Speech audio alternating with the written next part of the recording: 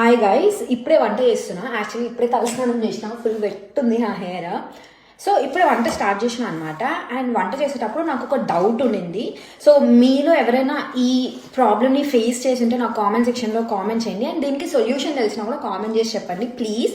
అదేంటి అంటే, ఇది అల్లం వెల్లుల్లి పేస్ట్ ఇండియా నుంచి తెచ్చింది. అంటే మా ఫ్రెండ్ వేరే ప్లేస్కి షిఫ్ట్ అవుతూ తను ఇంకా ఎక్కువ లగేజ్ తీసుకెళ్ళలేక నాకు ఇచ్చిందనమాట. ఇది ఇండియన్ హోమ్ మేడ్ అల్లం వెల్లుల్లి పేస్ట్. అండ్ ఇది నేను ఇక్కడికి వచ్చాక మతలబ్ ఒక 5-6 days ముందు చేసిన అల్లం వెల్లుల్లి పేస్ట్. ఇదేమో కలర్ ఇలా డిస్కలరేషన్ అయిపోతుంది, అండ్ ఇది మాత్రం డిస్కలరేషన్ అవ్వట్లేదు. మళ్ళీ దీని స్మెల్ అంతా కూడా మన అల్లం వెల్లుల్లి పేస్ట్ లాగే ఉంది, కానీ దీని కలర్ మాత్రం ఇట్లా అవుతుంది. మీలో ఎవరైనా ఈ ప్రాబ్లం ఫేస్ చేశారా, ఆర్ దీనికి సొల్యూషన్ ఏంటో కామెంట్ చేయండి. నేను ఆల్రెడీ సాల్ట్, పసుపు వేసి కూడా ట్రై చేసి, నిమ్మకాయ వేసి కూడా ట్రై చేసిన, అయినా ఇదే కలర్ వస్తుంది. కామెంట్ చేయండి.